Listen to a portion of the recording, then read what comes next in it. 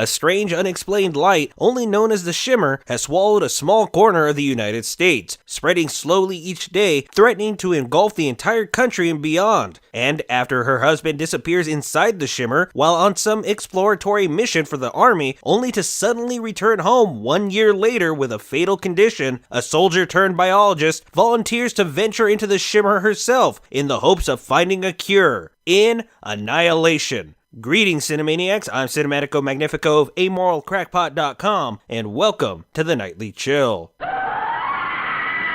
Written and directed by Alex Garland, the man behind 2014's hit sci-fi thriller Ex Machina, Annihilation shares only a passing resemblance to the award-winning novel it was adapted from. In fact, the movie isn't so much an adaptation, so much as it is a reimagination of the same basic premise. The most apparent alteration Garland made to the story is the biologist's motivation for venturing into the Shimmer. In Garland's version, the biologist Lena, played here by Natalie Portman and unnamed in the book, is attempting to save her husband's life. However, in the book, her husband dies of cancer before she even joins the latest research team. And while this might seem like a relatively minor change, it ultimately makes a huge impact on the overall plot and structure of the movie. Because instead of being a fairly straightforward, unsettling journey into the unknown by a woman struggling to cope with the death of her husband, Garland's movie is a sloppy mess that cuts back and forth between a half-baked subplot about Lena's apparently rocky marriage and a cliche, incredibly predictable horror movie that you've definitely seen 100 times before. Because the simple truth about Annihilation is that while Garland manages to bring the same beautiful visual style to this movie as he did to Ex Machina, the story and overall experience is fairly lifeless, unoriginal, and shallow. There's simply no time given to properly fleshing out the relationship between Lena and her husband, which not only negates the impact of the few flashbacks we do get, but also cuts into the time that could have been spent developing the mystery, the allure, and the danger of the Shimmer itself, because we don't get this dark, mysterious journey into some alien but familiar world. Instead, we get cliche, uninteresting characters bickering in cliche, uninteresting ways as they occasionally find something interesting but wholly pointless to look at. And then, it eventually and mercifully ends with a sloppy wink at the camera.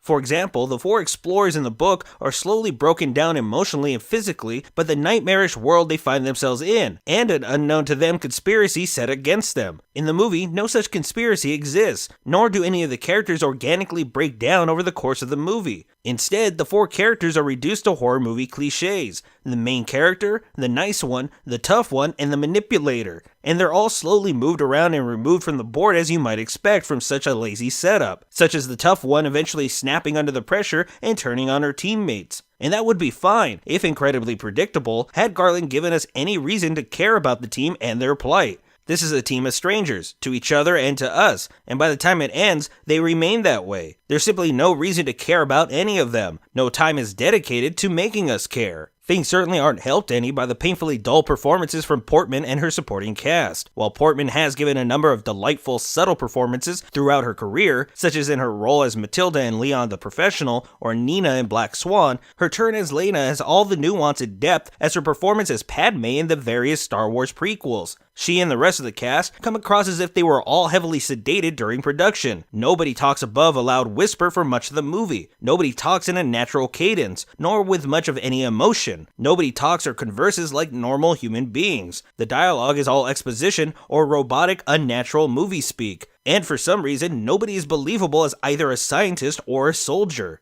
The end result is a movie that is most definitely a beautiful audiovisual experience, but also one that isn't really worth watching. Nor does it seem all too interested in convincing you otherwise. The characters aren't interesting or engaging, the conflict isn't compelling, the mystery is as ultimately pointless as it is disappointing, and while there are a few moments where Garland truly and gracefully nails the tension and horror the movie promises, such moments are buried deep in a pile of cinematic tripe. If the worth of a film were found solely in its ability to consistently deliver beautiful visuals, haunting sound design, and general tone, Annihilation would be worth its weight in gold. But movies are more than just visuals or basic story structure. It's also in the presentation of such things, in its ability to engage and manipulate the audience into caring for even the most impossible moments or unlikable characters. Garland managed such things with his tale of a robot wishing it were a real girl, but he ultimately fails when it comes to this movie about a deeply troubled woman volunteering for what amounts to a suicide mission. Unless you've read the original novel and are dying to see someone else's visually stunning but emotionally lacking interpretation, Annihilation is a no-chill.